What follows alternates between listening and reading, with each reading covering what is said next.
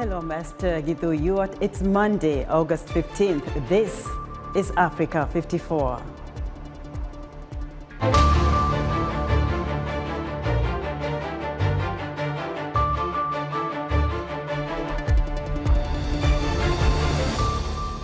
We have a winner, as Kenya announces the much-anticipated results of its very close presidential election. A freelance journalist who contributes to Voice of America's South Sudan in Focus program is released from prison in Juba. And the fallout continues from the FBI's raid of former U.S. President Donald Trump's residence in Florida. We'll have a report.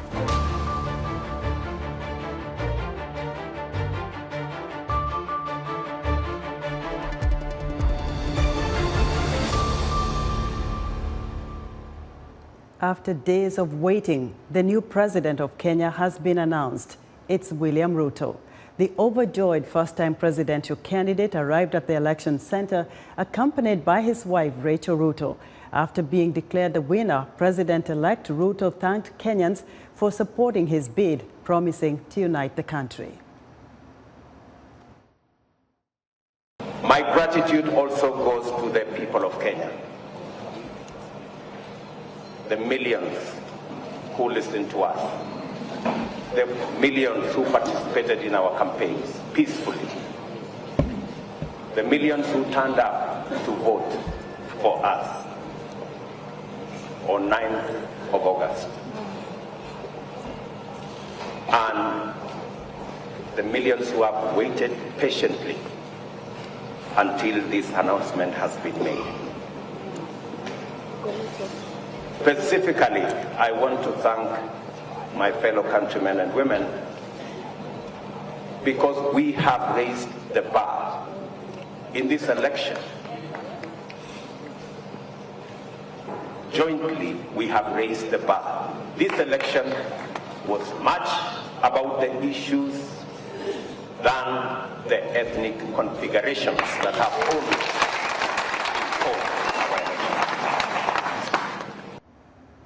Here's more on the final days of election campaigning as the race was too close to call.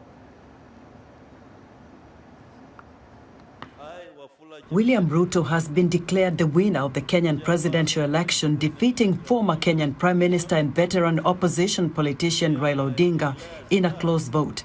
Political analysts in Kenya say both candidates worked hard to win the hearts of the electorate. Both hunted for votes in the populous Mount Kenya region, with Odinga choosing Martha Karua, a seasoned politician and a lawyer, as his running mate, a choice that elicited joy among women voters, while Ruto chose Rigathi Gachagua, an accomplished politician and a grassroots organizer who began his political journey as a student at the university. Odinga campaigned on a platform of multi-layered economic growth for the country and boosting the economic well-being of women, while Ruto's mantra of a hustler nation touted a bottom-up economy to uplift the standards of living for majority of poor Kenyans and employment for the youth. Kenya's media on Monday reported that there was a mass exodus of residents of the capital city, Nairobi, fearing possible chaos from rival political camps. In 2017, Kenya's Supreme Court ruled in favor of Odinga to nullify outgoing President Uhuru Kenyatta's win. But Odinga boycotted a rerun of the presidential election ordered by the court, effectively giving Kenyatta a second term as president. But in his second term, Kenyatta's relationship with his deputy, William Ruto, took a dive as the president extended the famous handshake to Odinga and supported his 2022 presidential bid, campaigning vigorously for him. This year's presidential election was the first for Ruto, 55, and the fifth for Odinga, 77. It remains to be seen if the outcome of this hotly contested race will be challenged in a court of law. And joining us now for the very latest on Kenya's 2022 election results is Africa 54 Managing Editor Vincent Mccrory. Vincent, bring us up to speed with what's happening in Nairobi. Well, so finally, as the day that had been very highly anticipated and almost impatiently waited for, arrived today, and the announcement was finally made that Mr. William Ruto is the next president of Kenya. But it's notable that the other candidates, Mr. Raila Odinga of the Azimio coalition, boycotted the ceremony, and it is said that his side actually refused to sign off to the documents that are supposed to allow the Electoral Commission to formally announce the results. So the results were announced without Mr. Raila Odinga, and 4 commissioners of the IEBC who also left just before the announcement could be made, because they argued that they do not agree with the results of the that were being released by Mr. Chebukati. They believe that something wrong has been done. So as we waited at the Bomas of Kenya, first it was a very long wait. It was supposed to have been made, the announcement at 3 p.m., but we were there until 5, after 5, close to 6 when the announcement was made. But before then, there were some skirmishes there, serious skirmishes, where, punches were thrown, chairs were thrown and broken. And eventually the Raila team left the auditorium, and they said they won't be party to what was happening there. So eventually the announcement was made, but definitely it was a one-side affair, whereby Mr. Ruto accepted the election or the results and gave an acceptance speech, a brief acceptance speech. Vincent, what were some of the highlights that resonated with the Kenyan people from President-elect William Ruto? You could say the reconciliatory tone would be what stands out. He came out and, of course, he thanked his supporters, he thanked Kenyans who elected him, and he reminded people that he and his team have gone through so much, to get where they were. But then at the same time, he said he has no interest in vengeance. He has no interest in trying to look backwards, but he wants to move forward. And so he wants to call on people to not hold grudges. He said he does not want to hold grudges or revenge for anything that was done to him. As he says, very many bad things were done to him and his team. And so he says he wants to build on what he and outgoing President Uhuru Kenyatta started 10 years ago, and would like to take this country to another level. So pretty much a reconciliatory tone that should be standing out. And we have a lot that has been said, but we want to hear too from other analysts, other people who have been monitoring this, talking to, we've talked to so many analysts, but in a moment I want to bring in an analyst who is a professor here at Nairobi University, who is actually an economist and has been watching not only the political scene, but at the same time also analyzing how this, especially the economy of the country, has impacted the people, but also how it did to a great degree become a factor in this election. So Professor Iraqi, who is here with me, I'd like to first, so here is Professor XN Iraqi, a very good friend of ours who has been speaking to us over the years, maybe come closer to me. So a question I would like to ask you, Professor, is what do you first make of what happened today, what transpired today at the Bomas of Kenya? Beyond some skirmishes inside the counting hall Bomas of Kenya, I think it was quite expected. If you look at the campaign President-elect William Ruto had carried out for the last 5-6 years, it was very expected. But the rumors on the streets were that somebody else would win. So, but from the beginning, from opinion polls and from conventional wisdom, it was almost obvious it would be very close to call. So it was not very expected, because if you look at what William Ruto got, 50.45, it was very close to 50%. Not very surprising. Yeah. What do you think can be said to have been the greatest determinant of this election, in as much as it was a really close election? But what was the main thing that stands out as what might have really determined this result? To be sincere, it was the hustler narrative. It has been trading for the last 5 years or so. The hustler narrative has been very powerful. It has reached to the heart of people who feel downtrodden, who feel excluded from the system, and that energized a lot of young people who suffer most from unemployment. And the second factor, apart from hustle narrative, I believe was religion. Religion played a very critical role, particularly in the central part of Kenya. Yes, and we know that he was there. Mr. Ruto spent, people say, many years there, actually attending church and giving a lot of financial aid to religious leaders and donating funds to churches. Unfortunately, his opponent, Prime Minister Raila Odinga, seems to have outsourced that to somebody else. He didn't spend as much time. Yes. Now, do you know, some people thought, well, an endorsement by Mr. Uhuru Kenyatta, the outgoing president, would have given Mr. Odinga a big boost. Did it help in any way? I think, with all sincerity, that was a poison chalice. People felt that the current president was herding them and telling them how to vote, and people revolted. So I believe probably Raila Odinga would have performed better if people are not told who to vote for. I think that worked against him. Mm-hmm. And surprisingly. Yes. Now, the hustler message, you say, seem to have really picked up, especially with the younger people. Mm-hmm. But how do you explain the voter turnout, though, especially from the youth, the hustlers? That's an interesting question because the hustlers were very excited by the story. But when it came to voting, most of them did not turn up. And one reason is that most of them feel that the decisions that affect their lives are not made in parliament. They are made in the boardrooms. And some of them have voted in the past and they feel that their life has not improved. So there's a contradiction here that you see the hustler movement as going to emancipate you from the economic problems, but at the same time you don't want to vote. Mm-hmm. So that's a very bad contradiction. And I hope in the future the young youth in this country will turn up and vote, because if they don't vote, nobody will take care of their interests. Now, we saw that I was at the Bomas of Kenya. There were chaos there. And of course, the Azimio coalition boycotted that event. And there was skirmishes there. What do you think, or what is your concern now after this announcement has been made?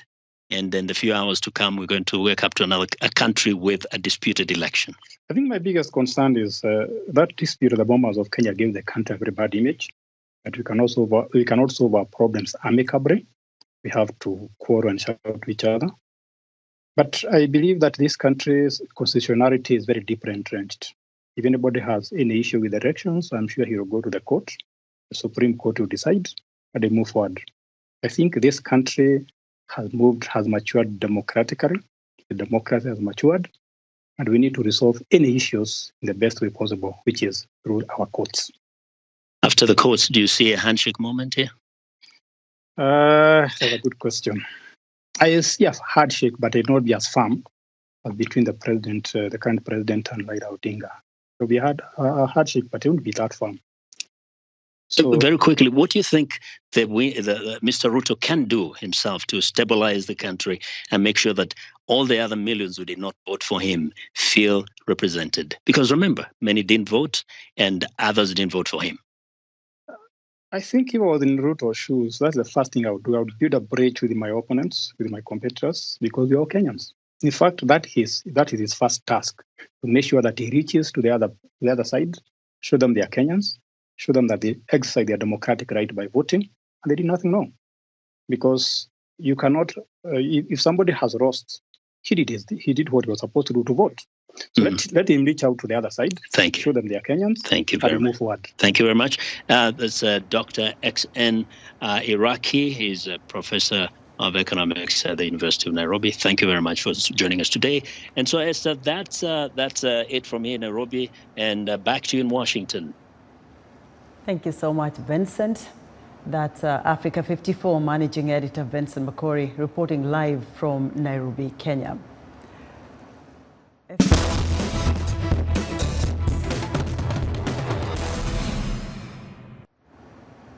A funeral was held in Egypt's second largest city, Giza, on Sunday for the victims of an electrical fire that swept through a Coptic Christian church during Mass earlier that day. The blaze caused a stampede that killed at least 41 people, most of them children. Many others suffered from smoke inhalation. Jason Albano reports. Dozens of victims of a church fire in Egypt killed during Sunday Mass were laid to rest hours later. Over 40 lives were lost in the blaze. Sources say they were mostly children. Relatives of the fallen attended a mass funeral in Egypt's second largest city of Giza. Coffins were passed through the church so that families could grieve and pray for the deceased. About 1,000 people had been gathered for Sunday Mass at the Abu Sifin church when the fire began. Sources said the fire blocked an entrance to the church, causing a stampede. One of the injured, who only gave his name as Kyrillos, said they saved who they could. The fourth floor of the church was on fire. There were children in the nursery and there was a mass. We were fasting these days and soon there will be Eid. I don't know what happened. It was an electrical fire, but there were kids and elderly people. We saved who we could save. We looked up and saw a lot of black fumes in the air. The Interior Ministry said in a statement, a forensic examination showed the fire began in the second floor air conditioning as a result of an electrical malfunction. It also said that smoke inhalation was the main cause of death. It added that the victims' families would receive about $5,000 each in compensation. Egypt's President Abdel Fattah al-Sisi also offered his condolences in a tweet. Electrical fires are not uncommon in Egypt. In late 2020, at least 7 people were killed in a hospital fire. That was Jason Albano of Reuters reporting. The United Nations chartered ship Brave Commander is bound for Africa from Ukraine, loaded with tons of urgently needed wheat. The ship, which arrived in the port near Odessa, is sailing to Ethiopia via a grain corridor through the Black Sea brokered by the United Nations and Turkey. It is the first humanitarian food aid cargo bound for Africa since Russia's invasion of Ukraine on February 24th under the framework of the Black Sea Grain Initiative. Marian Ward, the World Food Programme Deputy Country Director in Ukraine, spoke about the grain shipment. This ship will be taking 23,000 metric tons of wheat to the hungry people of Ethiopia via the port of Djibouti. The grain shipment was funded with donations from the United Nations World Food Programme, the U.S. Agency for International Development, and several private donors. Pope Francis is concerned that the war in Ukraine is distracting attention from the problem of world hunger and is calling for urgent food aid to stave off looming famine in Somalia. The UN Food and Agriculture Organization says that it could officially declare famine in 8 regions in Somalia next month if livestock continues to die and key commodity prices rise further and humanitarian assistance fails to reach the most vulnerable. The pontiff told pilgrims and tourists in St. Peter's Square Sunday that he wanted to spotlight the growing hunger crisis.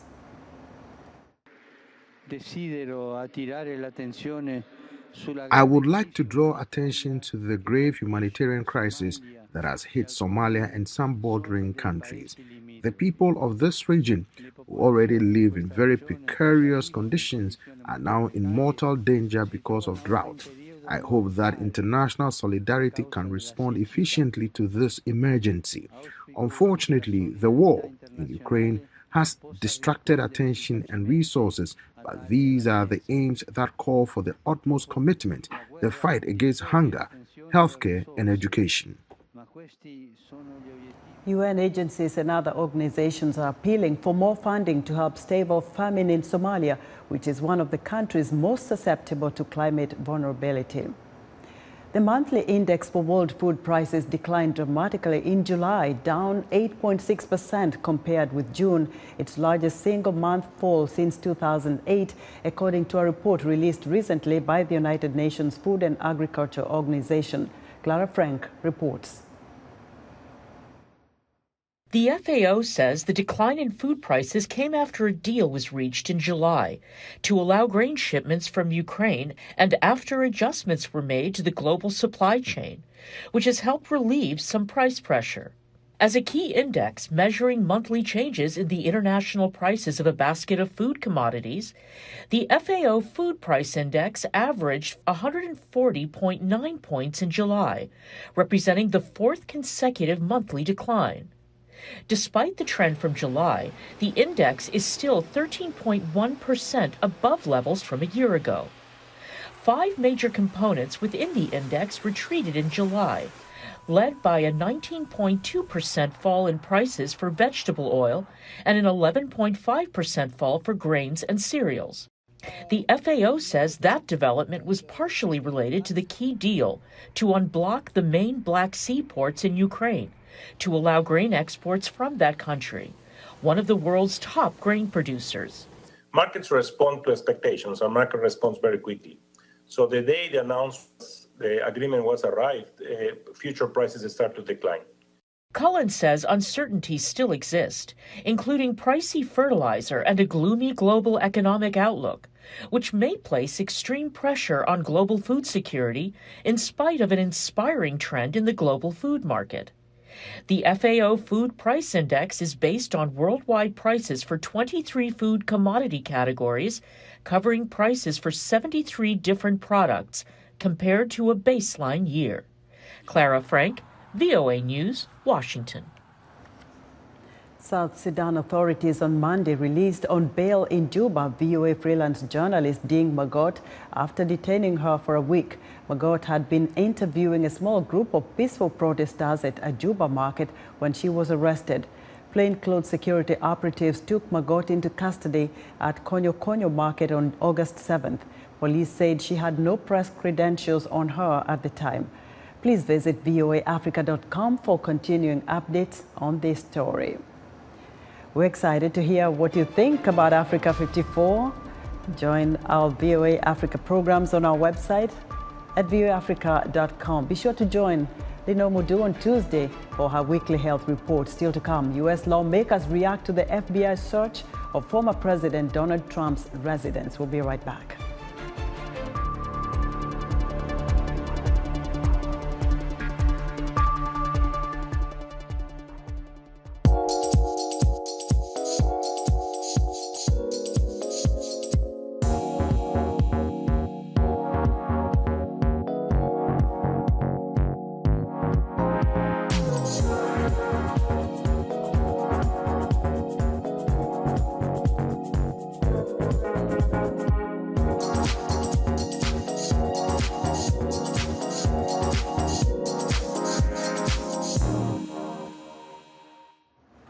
In other African news, Malian prosecutors confirmed they have filed charges against 49 Ivorian troops, including for alleged conspiracy and harm to state security.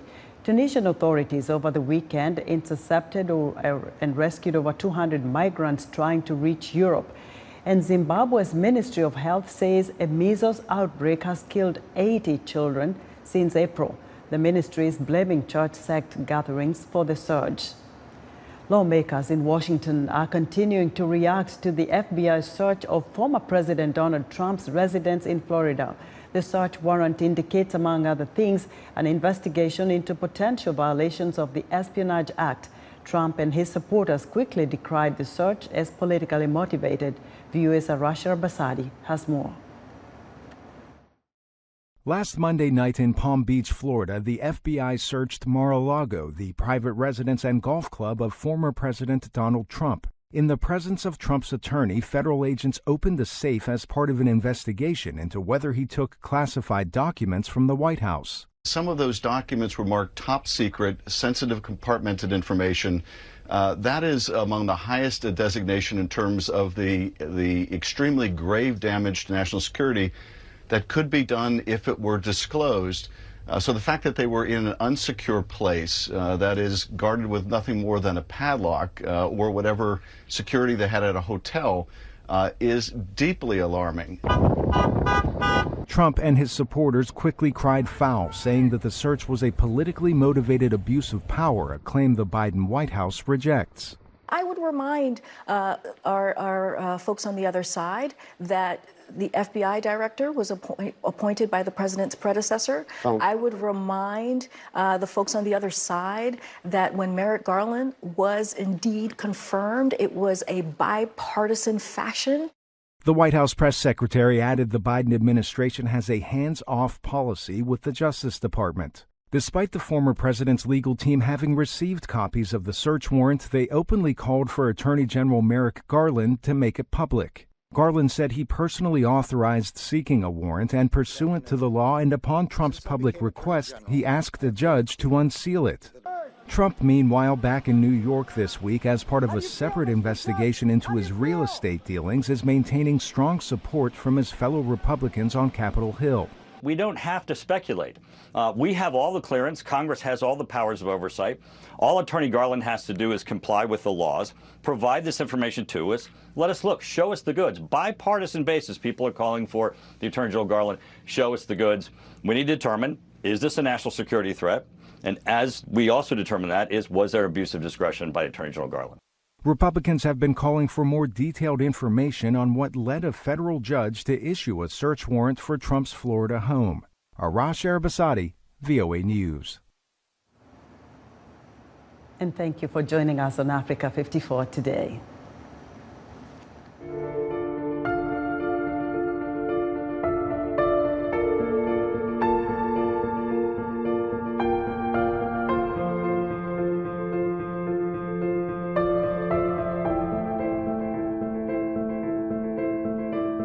That number reflected many things: job and income losses and supply chain disruptions from COVID-19, climate shocks, long simmering conflicts, governments restricting humanitarian access to people in need. But it didn't account for the latest accelerant of human misery: Vladimir Putin's unconscionable assault on Ukraine.